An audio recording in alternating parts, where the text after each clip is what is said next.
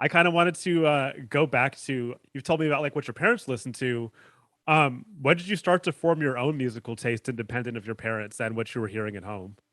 So I like grew up before I moved to New York about 15 years ago. Even though my dad's from here, I lived in outside of New Orleans, in Baton Rouge, in Louisiana, for a number of years.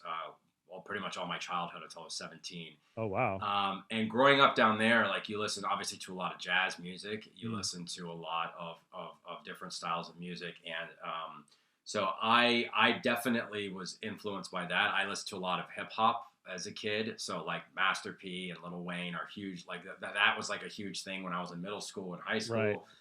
Um, Lil Wayne is still one of my favorite artists, and so I grew up listening to that kind of stuff, and then when I was in college, I started listening to a lot more kind of Latin music, and then I found reggaeton, through my Puerto Rican friends, which was like a Yeah. mixture of hip hop and the Latin stuff. So Yeah. I listened to a lot of that, and then it just kind of like I kind of started. My brother gave me a CD in high school with like all these old like classics, like Alice DJ, Better Off Alone, like dance music classics, like Yeah. songs like that, and Bomb Funk MC's Freestyler and stuff like that from like the 90s. Yeah. And I listened to that like on repeat in 2001.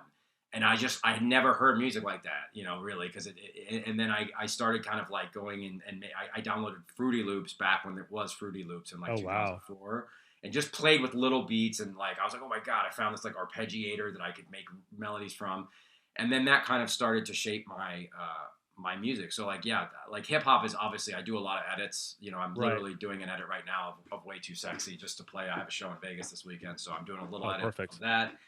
But that kind of informed my musical taste, and it led me down a path where when I was in New York and Chicago, where I went to school, which is the birthplace of house music, you get some good DJs out there, Frankie Knuckles obviously, and it kind of was just a hodgepodge, man. It was a really like I would love to be like, oh, I grew up listening to Richie Hawtin, but I don't know that many people who do. I found my way through like all kinds of other different styles of music, and here I am now.